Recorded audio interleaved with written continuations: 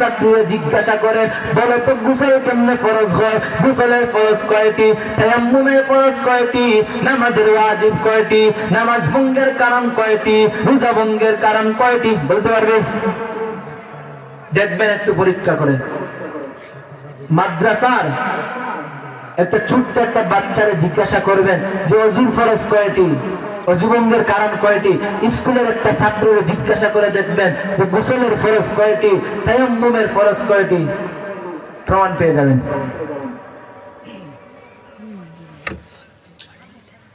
তাহলে স্কুলে পড়াবেন, সন্তানটা আদর্শওয়ালা বানাবেন, একটা কোরআনওয়ালা সন্তান বানাবেন। একটা সন্তান দ্বারা চেষ্টা করবেন যদি 5টা সন্তান হয়, 3টা সন্তান হয়, 4টা সন্তান হয়, একটা সন্তানের চেষ্টা করবেন একজন আলেম বানাবেন, একজন হাফেজ বানাবেন।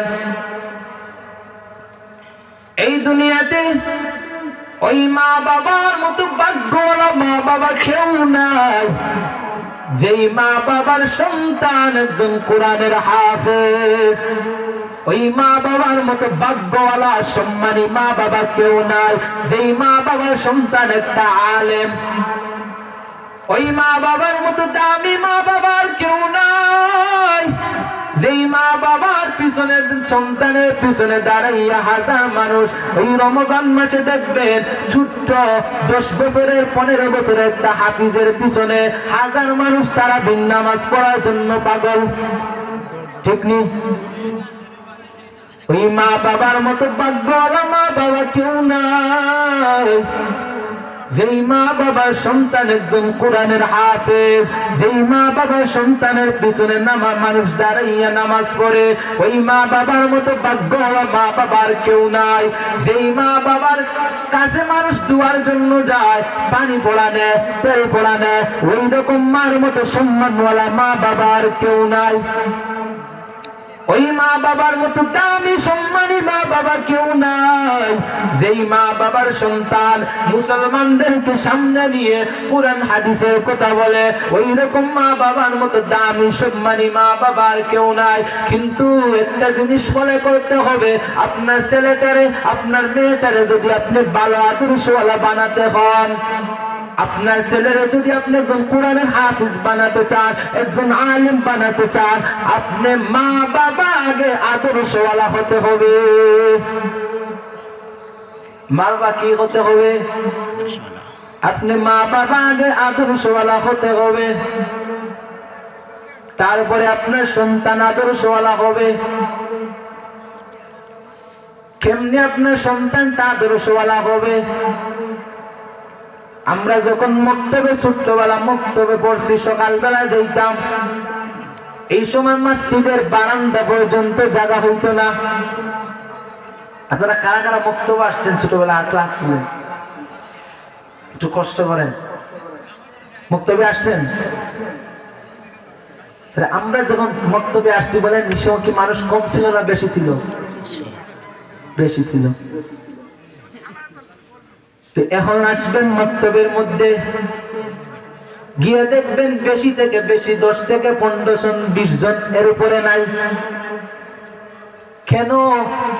বাচ্চারা তো কমলো কেন? মক্তবে কোরআন পড়তে আসে না কেন? বর্তমান সমাজে এমন একটা দুর্নীতি শুরু হয়েছে, যদি আপনি জিজ্ঞাসা করেন যে আপনার ছেলেটা মক্তবে আসলো না কেন, বলে হুজুর ও তো কোচিংয়ে চলে যেতে হয়।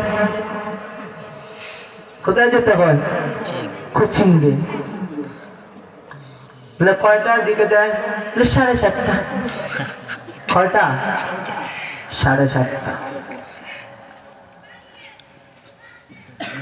এরে নবীর উম্মতের দল, আপনার সন্তানটারে আপনি কোরআন পড়াইলেন না, আপনার সন্তানটারে আপনি নামাজ কেমনে পড়তে হয়, কেমনে রোজা রাখতে হয়, কেমনে পর্দা করতে হয়, কেমনে হালাল খাইতে হয়, এই আদর্শগুলো আপনি মক্তবে শিখাইলেন না, মাদ্রাসায়ও দিলেন না।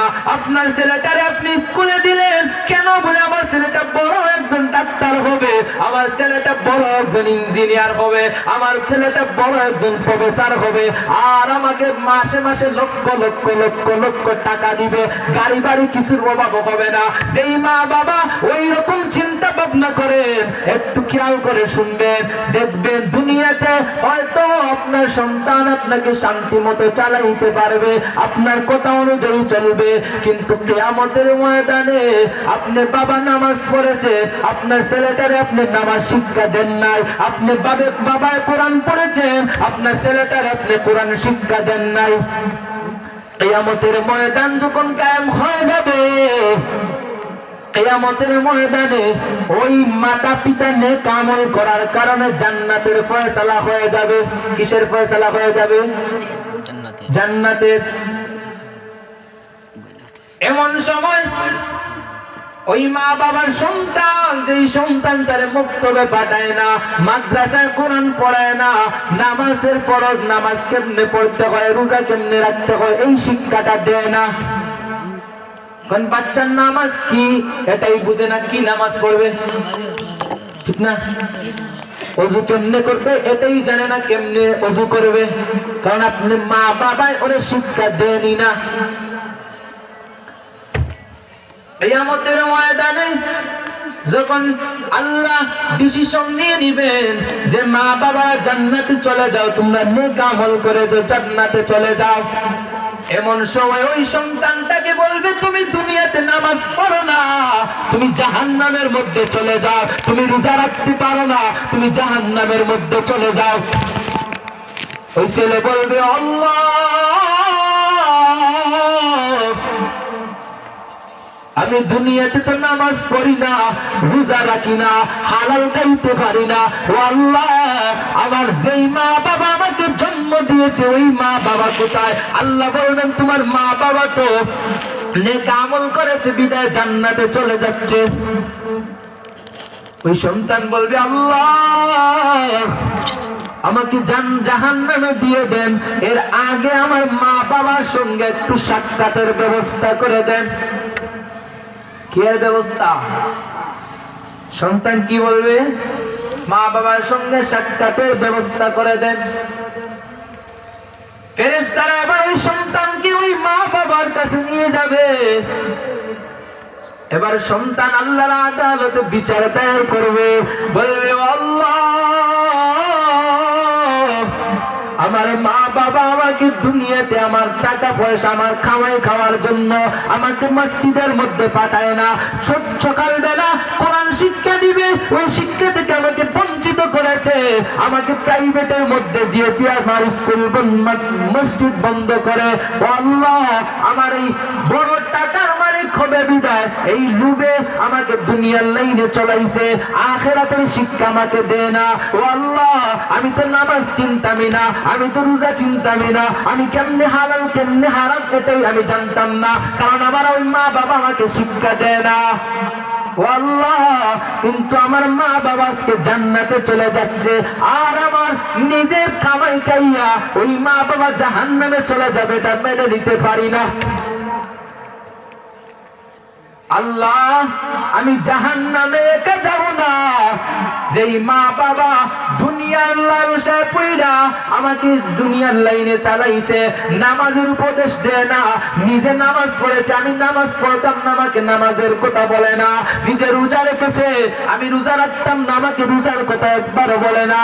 ও আল্লাহ আমি হারাম লাইনে চলতাম, আমার বাবা দুনিয়াতে হালাল লাইনে চলতো, কিন্তু আমার বাবা আমাকে দুনিয়াতে হারাম লাইন থেকে ফিরিয়ে হালাল রাস্তায় নিয়ে আসে না, ওই শাসন আমাকে করে না। ও আল্লাহ